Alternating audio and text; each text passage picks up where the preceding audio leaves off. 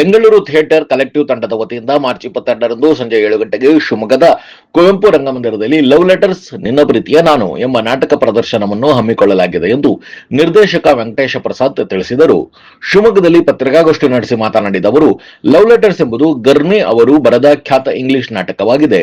ಇದನ್ನು ನಾನು ಕನ್ನಡಕ್ಕೆ ರೂಪಾಂತರಿಸಿ ನಿರ್ದೇಶನ ಮಾಡಿದ್ದೇನೆ. ಮುಖ್ಯವಾಗಿ ಇದು ಪತ್ರಗಳ ಪಯಣದಿಂದ ಆರಂಭವಾಗಿ ಪ್ರೇಮದ ಅಂತರಾಳವನ್ನು ಬಿಡಿಸುತ್ತಾ ಹೋಗುತ್ತದೆ. ಬಾಲ್ಯದ ಮುಗ್ಧತೆ, ತುಂಟಾಟ, ಗೆಳೆತನ, ಅರಳುವ ಪ್ರೇಮ, ಕಾಡುವ ನೆನಪು ಮತ್ತು ಅಗಲಿಕೆಯ ನೋವು ಇವೆಲ್ಲವನ್ನು ಪತ್ರಗಳ ಮೂಲಕವೇ ಈ ನಾಟಕದಲ್ಲಿ ದಾಖಲಿಸಲಾಗಿದೆ ಎಂದು ವಿವರಿಸಿದರು. ಒಂದು ಸಣ್ಣ ಬ್ರೇಕ್ ಮುಗಿಸಿ ನಿರ್ದೇಶಕ ವೆಂಕಟೇಶ್ ಪ್ರಸಾದ್ ಅವರು ಈ ವಿಶಿಷ್ಟ ನಾಟಕದ ಬಗ್ಗೆ ಏನು ಹೇಳಿದ್ದಾರೆ ಕೇಳೋಣ ಬನ್ನಿ. ಸರ್ಫಾ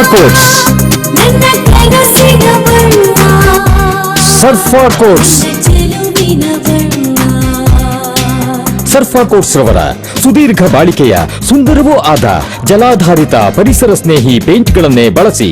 ಸರ್ಫಾ luxury emulsion paint, odourless, low VOC, good for health, good for earth. Surfa coats. Radio iodine therapy, ನಿಖರವಾಗಿ ಪರಿಗಣನೆ, ನೇರ ಚಿಕಿತ್ಸೆ, ಹೈಪರ್ ಥೈರಾಯ್ಡಿಸಂ ಮತ್ತು ಥೈರಾಯ್ಡ್ ಕ್ಯಾನ್ಸರ್ಗೆ ಸೂಕ್ತ ಚಿಕಿತ್ಸೆ ಹಾಗೂ ಆರೈಕೆ ನಮ್ಮ ನಂಜಪ್ಪ ಲೈಫ್ ಕೇರ್ ನಲ್ಲಿ ಲಭ್ಯ. ಸಂಪರ್ಕಿಸಿ ನಂಜಪ್ಪ ಲೈಫ್ ಕೇರ್, ಗಾಡಿಕೊಪ್ಪ, ಸಾಗರ ರಸ್ತೆ, ಶಿವಮೊಗ್ಗ. ಮೊಬೈಲ್ ಸಂಖ್ಯೆ 9686629090. Looking for a little joy in every bite? Dairy Fresh Ice Creams brings you 50 plus natural flavors with no added colors and the real taste of fresh fruits. Made with goodness from the Malenadu region. Dairy Fresh Ice Creams, a little joy for all.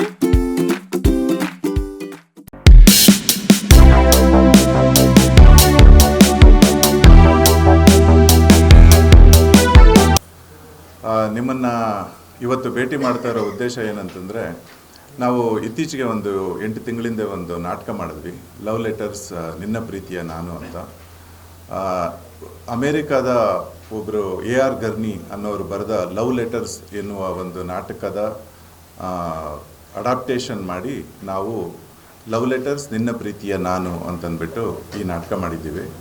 ಈ ನಾಟಕದಲ್ಲಿ ಕಿಶೋರ್ ಕುಮಾರ್, ನಿಮಗೆಲ್ಲ ಗೊತ್ತಿರೋರು, ದಕ್ಷಿಣ ಭಾರತದ ಅತಿ ದೊಡ್ಡ ನಟ, ಮತ್ತು ಸಿರಿ ರವಿಕುಮಾರ್ ಅಂತ, ಅವರು ಅಷ್ಟೇ ಪ್ರತಿಭಾನ್ವಿತ ನಟಿ, ಕನ್ನಡ ಚಿತ್ರರಂಗ ಮತ್ತು ಕಿರುತೆರೆ RJ ಆಗಿ ಕೆಲಸ ಮಾಡಿದವರು. ಅವರಿಬ್ಬರು ಈ ನಾಟಕದಲ್ಲಿ ಅಭಿನಯಿಸ್ತಾ ಇದ್ದಾರೆ.